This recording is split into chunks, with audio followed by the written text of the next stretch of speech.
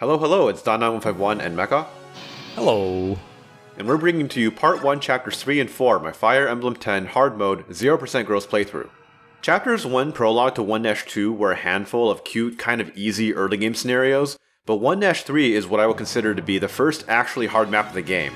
Not only are the enemies much stronger, with steel weapons instead of the bronze or iron that most had in 1 Prologue to 1-2, but also the enemy density is pretty high. This map was so difficult that I literally was stuck on it for 8 months trying to save one turn, and we'll see what came out of that. To help us out with the difficulty, we're joined by a few new faces. There's a new blue unit, Ilyana. She's a thunder mage and really helpful in this map, but we're also joined by a couple of yellow units. Mekkah, can you explain to us what's going on there? Sure, so yellow units are a lot like green units, and they can be just as frustrating when they move around randomly and don't do what you want. But fortunately there are 2 commands you can give them out of the 4 total that make them do exactly what you want. One of them is the direct command that Donna used here to make Kurthnaga and Amy move towards this yellow square. If they can't get onto it, then they'll get as close to it as possible. And fortunately Kurthnaga is really bulky, so he's able to choke point all these enemies to stop them from interfering with our right side of the map. Amy's not very bulky, she dies in 2 hits, but Kurthnaga's going to be here for quite a while.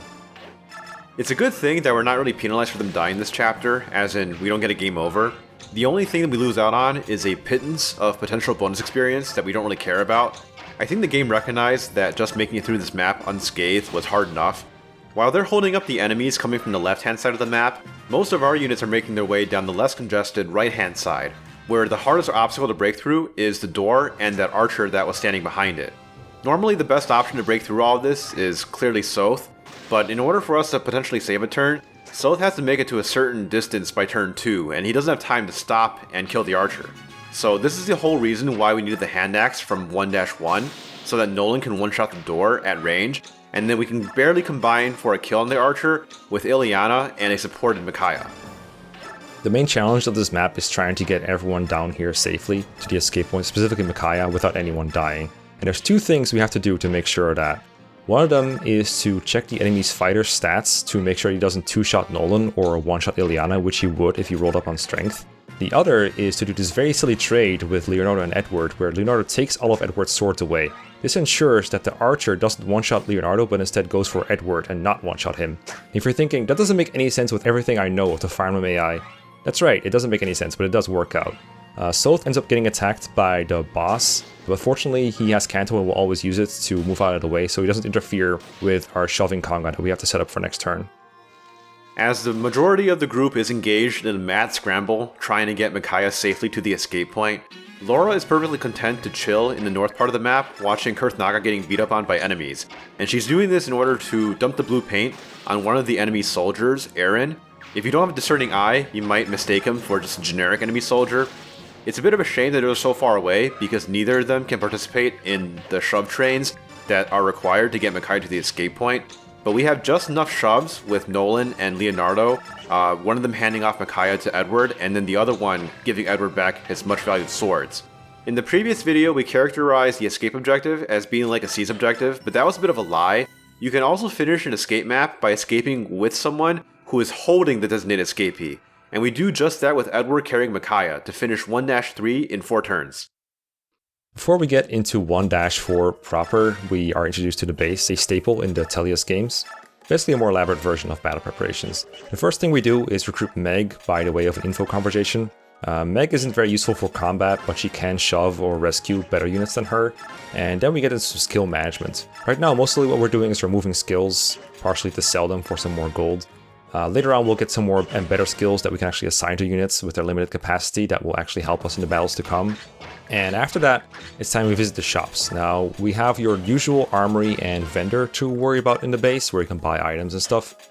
We also have Amy's Bargains, which is this game's answer to the secret shop, where only once you can buy certain items. And if you don't buy it within the chapter, they'll go away. And we buy the Beast Cutter for Soth. Very useful item to have. Lastly, we're going to visit the forge to make a massive thunder forge for Ilyana. Forging is important for this playthrough, not just because we get to add +5 might to a weapon, +10 damage if you double attack, that's massive, but also the +25 hit makes everything so much more reliable. In a 0% growth playthrough, of course, but even in a normal playthrough, it's pretty big, and the forge is where we're going to spend most of our money in this game. Once we finish our business in the base, we're being thrown even more new mechanics, but before we can talk about any of them, we have to talk about Nolan one-shotting the breakable wall. So in Radiant Dawn, axes have effective damage against breakable objects, which triples their might, but even so, Nolan is 1 point of attack short of one-shotting that wall with the hand axe. So in order to make up for that 1 point of attack, we needed to build a C support with Leonardo, who is the only unit aside from Micaiah that provides a plus attack support in Dawn Brigade. So you may have noticed that the enemies in this chapter look a bit different than the usual Fire Emblem enemy, because this is our first encounter with enemy Laguz in Radiant Dawn. Laguz are a race of shapeshifters in the Tellius games who can take on either a untransformed, humanoid state or a transformed, more animal-like state. And it's in their transformed states that they really manifest their combat powers. Specifically, all of their stats are doubled, and they gain the ability to initiate attacks on their turn. We don't really have the time right now to dive into the details about how Laguz transformation works, but there are some general principles that we can go by when dealing with them as enemies. When Laguz are untransformed, you really want to mob their weakened states on player phase and kill them before they get a chance to transform. On the other hand, if they start out transformed, that gives you the opportunity to deal with them at enemy phase, which Soth does with ease using the Beast Killer. And as a last resort, if you pelt a transformed Laguz with ranged attacks, eventually they will run out of their gauge and untransform. The Scrub Brigade has quite a bit more trouble picking up enemy kills on Laguz, but fortunately the boss was nice enough to run up to them untransformed, thinking he was ready to punch them when really he can't initiate attacks. So we can just gank on him with Edward. The more complicated part of the map is getting the items, specifically hidden items like the Master Seal that Soth picks up here. We want him to get that one, and then we want him to get to the top left of the map to pick up the Beastfoe scroll there.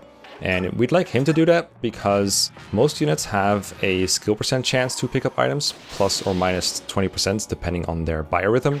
But Soth, being a promoted thief, gets a plus 60% chance of picking up hidden items, which makes him almost perfectly reliable at picking them up.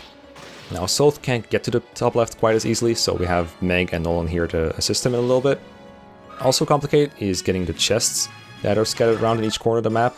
We're only going to get the Seraph Robe from the top right using our only chest key, and Soth is way too busy to pick up any of the other chests, so we're going to miss out on 3,000 gold and a pure water. So you can gather from what Mekkah and I said that Soth is very busy in this map. We want him to be doing everything, everywhere, all at once, both for his combat prowess and for his thief utility, and he just can't do that. If it were a simple matter of just finishing the primary objective and rounding the map, we could easily do it in 3 turns. Soth can take care of the entire bottom and right sides of the map, just with the Beast Killer and a Vulnerary, but we'd have to make some concessions about item finding. Specifically, I think we would have to give up the Seraph Robe, and we'd also have to rely on a non-Soth unit to find the Beastfoe scroll. The best candidates for such a task in this chapter are Aaron and Meg, because they're going to be in best biorhythm on the turn that you want to find the Beastfoe scroll, so they end up having a respective 32% and 27% chance to find that item, which is nowhere close to Soth's base of 80%. The hidden item finding mechanic is one of the most irritating aspects of Radiant Dawn. Fortunately, most hidden items are coins that can be spent at the forge, but not really used on anything else. There are a handful of critical items in the run that are found this way, and we'll do our best to use units who have the thief bonus to find them, but every now and then we're forced into a low percent item find. So that concludes chapter 1-4, finished in 4 turns, and we'll see you next time. See ya.